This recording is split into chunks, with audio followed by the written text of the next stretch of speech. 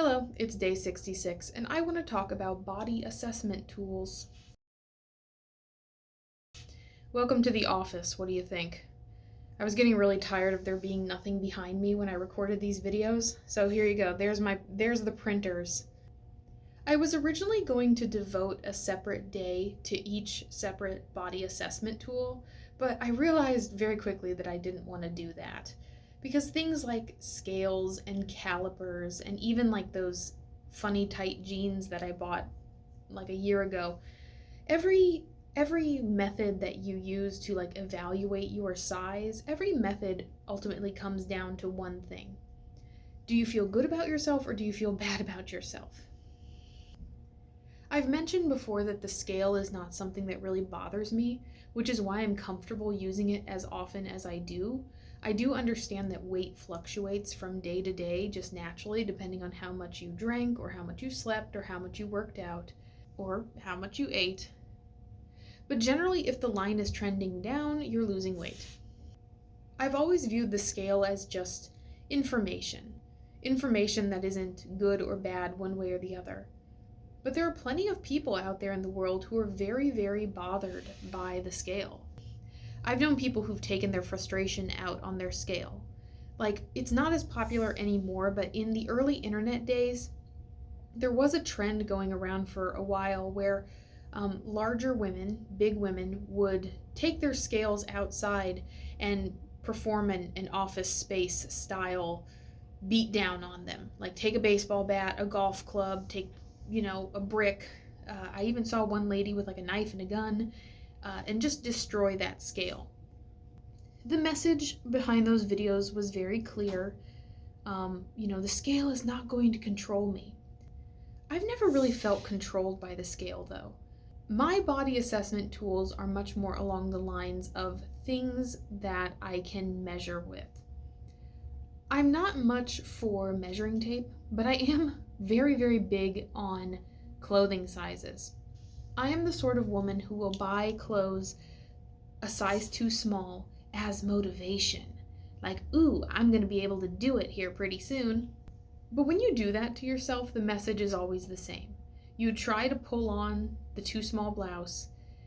You hear the seams pop. You feel the way it constricts your arms, and like the way you can't really breathe, and the way the buttons kind of bulge out. And you think to yourself, wow, I am the most disgusting woman who've ever lived.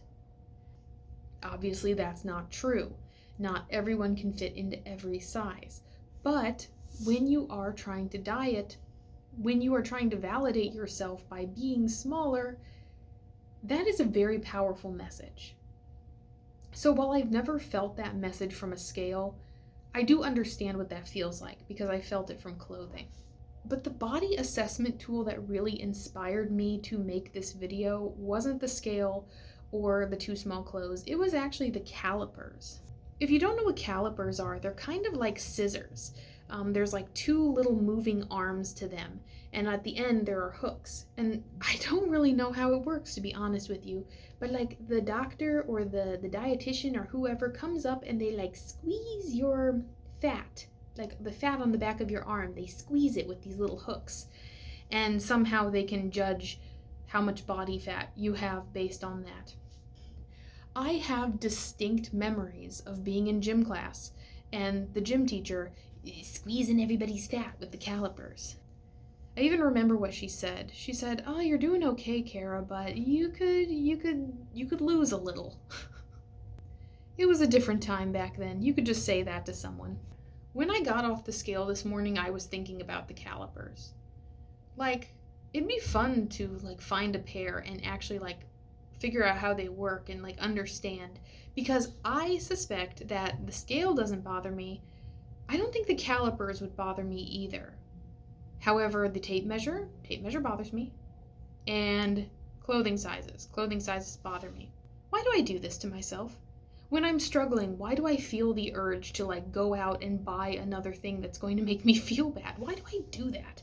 Like, I know I'm fat. Like, I could take those calipers, I could squeeze this thing down here, I mean, I know it's there. You can see it. Everybody knows it's there. Why am I going to buy an instrument to like actually measure the thing? Why would I do that? think I know why I do that actually. I think I do that because I'm looking for the magical data point that's going to make everything make sense. It's like when you're making a scatter plot, right? And you plot all your data points and eventually like the line of best fit comes into view. You can kind of tell how that line is trending.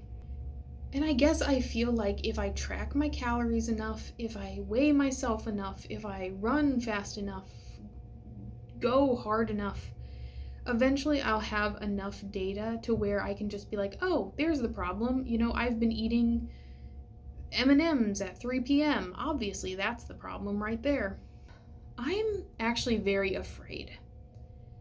I'm afraid that by the end of this, it will come to nothing. I think if I continue on the way that I am going right now, just bouncing from thing to thing, trying different things, moving differently, I think I'm not going to have success.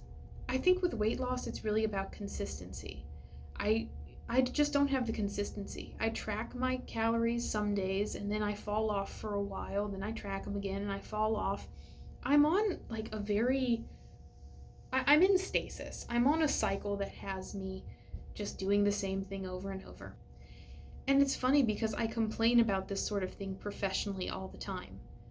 Schools are notorious for bouncing from thing to thing. It's like, oh, this year it's going to be a Socratic seminar, and next year it's going to be dialectical learning, and then it's going to be, this and that, and Singapore math. We've all got to do Singapore math for a semester and confuse everyone, and then just go back to the way we did it anyway. Schools are awful about that. They never stick to one thing long enough to see if it's actually working. It's always just on to the next thing, on to the next thing.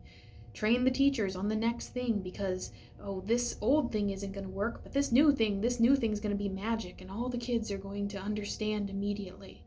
I'm doing the same thing with my diet in my life. I just have to stick to one thing long enough. And it's got to be small enough to where I can actually do it. I've been doing okay not touching the candy shelf. I will admit, I've been there a couple times, but that's just the way I am. I can't create absolutes for myself. I am a great big toddler. I'm just a toddler in a big fat woman's body. The only thing I've stuck to, really, really stuck to, is stepping on the scale every day. The body assessment. That's the only thing I've really been able to do every single day. Doesn't really help though. Like when you're face down with a tray of cupcakes, I'm not thinking about the number on the scale in the morning. I need help.